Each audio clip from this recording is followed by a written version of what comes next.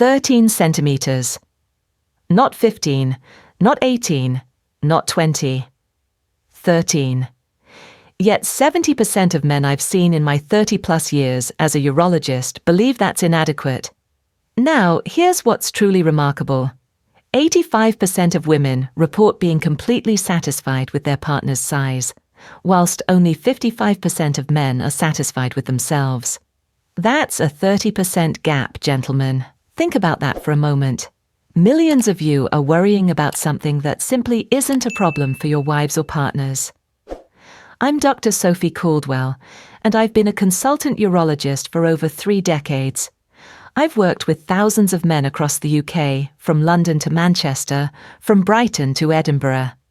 And today, we're going to have an honest, respectful, and frank conversation about one of the most misunderstood topics in men's health: penis size and what truly matters to women. By the end of our chat, you'll understand 3 crucial truths. First, how size actually affects satisfaction. Second, what matters far more to women than length or girth. And third, what you should focus on to feel confident in your body at any age. Let me start with a story that might sound familiar. A few months ago, a patient named David came to see me at my practice. He'd been married for 35 years, had a loving relationship with his wife, and by all accounts was a confident, successful man. But he'd stumbled across something online that made him question his entire intimate life. He said to me, "Dr. Caldwell, I read that the average penis size is over 6 inches, and I've never been that. I'm terrified I've been disappointing my wife all these years, and she's been too kind to tell me the truth." David's story illustrates one of the biggest problems I see in my practice: the gap between what men think is normal and what actually is normal. The medical reality, based on measurements of thousands of men, is that the average length when erect is just over 5 inches. That's 13 centimetres. Not 6 inches, not 7, not 8, 5 inches. When I shared this fact with David, his shoulders literally relaxed. But then he asked the next question, which is absolutely the right one. "Doctor, what do women actually need to be satisfied?" This question prompted me to dig deeper into the research, and what I found was both surprising and reassuring. The gap between what men think women want and what women actually report is enormous. Most men believe women prefer sizes well above average, and most men have no idea just how satisfied women already are with their partners. Now, here's where the research gets particularly interesting.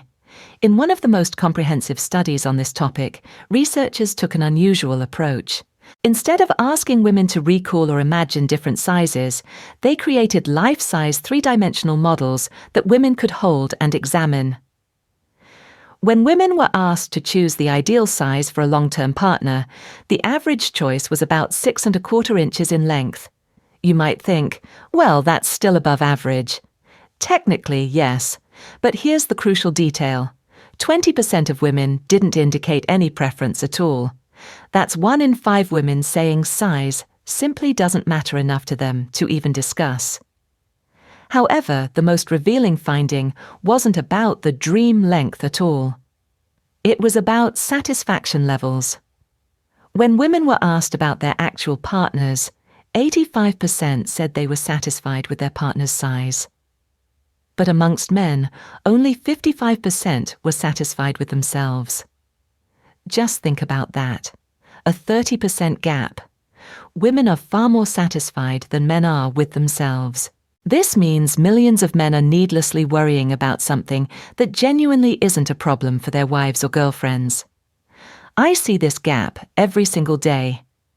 Men come in absolutely convinced something's wrong with them, seeking treatment, whilst at home their wives are baffled about why their husband has suddenly become anxious and withdrawn in intimate matters. From a medical standpoint, I want to give you some clarity. There's only one genuine medical condition regarding size: micropenis. It affects fewer than 1% of men. In medical terms, this is defined as a fully erect length of less than 3 inches. Everything above that is within the normal range, even if it's at the lower end. What strikes me is how many men come asking for help when, from a medical perspective, there's absolutely nothing wrong with them. I've had patients with perfectly average measurements inquiring about surgery. And here's what's important.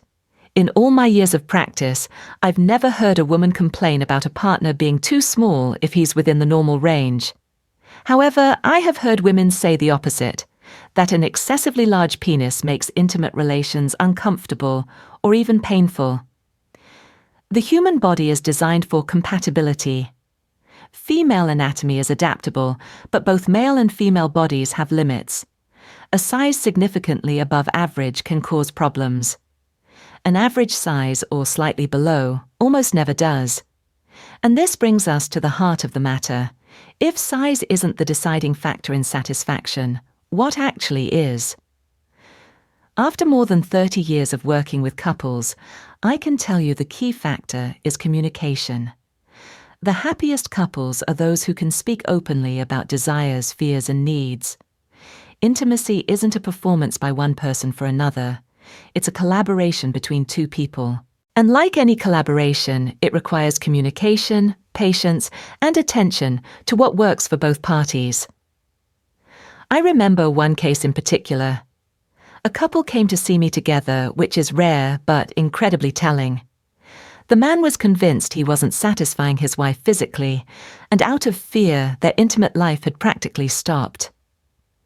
When I asked the wife directly, she was genuinely surprised. She said, "I don't understand why he thinks there's a problem. Everything was brilliant until he started worrying about this. The only problem for me now is that he's become tense and distant." This is a common story. When men become fixated on numbers or performance, they stop being emotionally present. Women, time and again, tell researchers that emotional closeness, feeling desired, care, and attention to their pleasure matter most. The couples who are most satisfied are those where both feel heard and valued. Now, let me address something specific that many of you watching might be wondering about: age. For those of you over 50, 60 and beyond, intimate life evolves as well. I've noticed a wonderful phenomenon. Couples who've been together for decades often experience the greatest satisfaction in their intimate lives, not despite their age, but because of the accumulated wisdom and understanding. They know it's not about meeting some arbitrary standard. It's about connection with the person you love. Yes, bodies change with age. Hormone levels shift, responses become slower, and what used to come easily now requires more patience and creativity. But this doesn't lead to less pleasure. On the contrary, many of my older patients report that the quality of their intimate life has improved when they focused on emotional closeness rather than physical metrics. There's something rather liberating about realizing that films and magazines have sold us a fantasy, not reality. True intimate connection, the kind that sustains a marriage for 40 or 50 years, looks nothing like what you see in popular culture. The men who adapt most easily to aging understand that being a good partner has always meant attentiveness, tenderness, and emotional involvement, not physical specifications. And they often notice how relationships actually deepen and strengthen when unrealistic expectations fall away and what truly matters to their partners comes to the fore. I've heard from patients about their most profound and moving intimate moments happening in their 70s and even 80s, when they finally stop chasing some impossible standard and fully embrace the joy of closeness. Right, so what does all this mean for you in practical terms? Let me give you some specific guidance, because I know from the conversations I've had over the years that you want actionable advice, not just reassurance. First, confidence is far more attractive than any physical attribute. If you approach intimacy with joy rather than anxiety, that energy transfers to your partner and creates a positive cycle. If you've been avoiding intimacy because of insecurity about your body, consider this. It's likely that very avoidance has been distancing you from your partner far more than whatever you were worried about. For most women, an attentive and engaged man with average measurements is preferable to a cold and anxious one with outstanding ones. Second, let's talk about communication. You can start improving this today. Don't guess what your partner wants. Ask. And not just once, but maintain an ongoing dialogue. What do you enjoy? What would you like more of? How can I help you feel closer?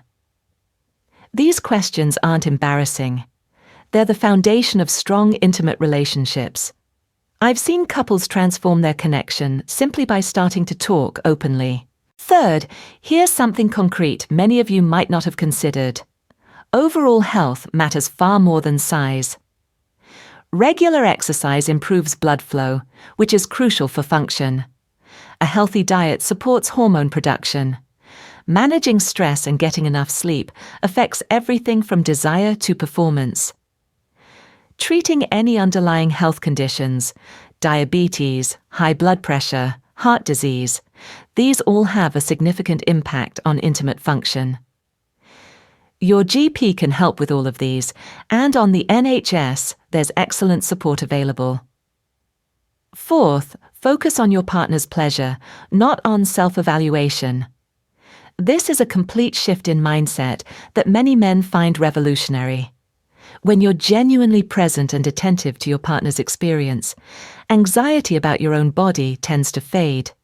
Women consistently report that a partner who pays attention to their pleasure, who takes time, who's responsive to their signals, that's what creates satisfaction. Now, I want to address something that came up in discussions with patients. Some of you might be thinking, but what if I genuinely am below average? What then? Fair question. If you're within the normal range, anything above 3 inches when erect, the techniques I've mentioned are what matter most. But let me be specific about what you can focus on. The quality of touch, understanding what feels good to your partner, varying stimulation, and yes, positions can make a difference. Positions where you're closer together can enhance sensation for both partners. If you're experiencing actual difficulties, worsening erections, reduced sensitivity, pain, absolutely discuss this with your doctor. Most of these issues are treatable. Problems with erectile function can often be improved with medication, lifestyle changes, or both. And if anxiety about your body or performance is damaging your relationships or quality of life, speaking with a therapist or counselor isn't weakness, it's wisdom. It shows that your relationship matters to you, that your partner matters, and that your own well-being matters. The happiest couples I've worked with are those who address problems openly and promptly. There's no shame in seeking help.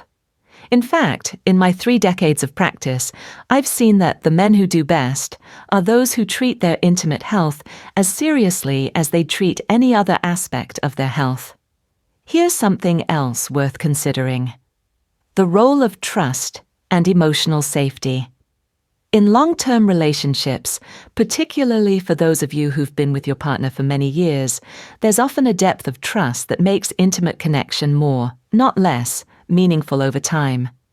Your partner knows you. They've chosen to be with you year after year. That choice is based on who you are as a person, not on centimetres on a measuring tape. I've had patients in their 70s tell me about rediscovering intimacy after health scares, after retirement, after children and grandchildren. What they describe isn't some diminished version of their younger years. It's often richer, more meaningful, more connected, because they've learned what truly matters. And finally, let me address the elephant in the room that some of you might be thinking about. You might have seen things online, read forums, heard stories that contradict everything I'm saying. Some men are convinced that women secretly want much larger sizes and just won't admit it. I understand this skepticism. It comes from years of misleading messages from pornography, from locker room comparisons, from internet myths. But here's what I can tell you with absolute medical certainty. The research is clear. The evidence is overwhelming, and my experience with thousands of patients confirms it. Women's satisfaction in intimate relationships depends far more on emotional connection, communication, and mutual care than on any physical measurements.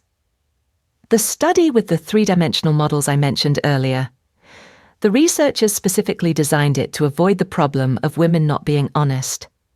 Anonymous selection, no pressure to please anyone. And still, the results showed that most women's preferences were modest, and a significant number had no size preference at all. Your partner fell in love with you, chose to be with you, and continues to choose you every day for reasons that have nothing to do with numbers on a tape measure. Focus on being a partner who's truly present, attentive, and caring. Invest in your health, your ability to communicate, and your emotional availability. If today's conversation has helped you feel more confident or given you a new perspective on your relationships, I hope you'll share this information with other men who might benefit from it. Too many good men are suffering needlessly from insecurity that has no basis in reality. Remember, the goal isn't perfection, it's closeness and connection. This isn't about meeting some impossible standard. It's about being fully present with the person you love. And you already have everything you need for that. Before we finish, I want to leave you with one final thought. In all my years as a urologist, the patients who've been most at peace with themselves and had the strongest relationships weren't those blessed with any particular physical attributes. They were the ones who understood that being a good partner means showing up emotionally, communicating honestly, and caring deeply about their partner's well-being. You're enough. You're already good enough, exactly as you are. Those worries and doubts that so many men carry aren't based on medical reality. The research is unequivocal, the evidence is solid, and my experience with thousands of patients confirms it. Focus on what you can control: your health, your communication, your emotional presence. That's what will make the real difference. Thank you for trusting me with this important conversation. Look after yourself, and remember, you matter. Take care.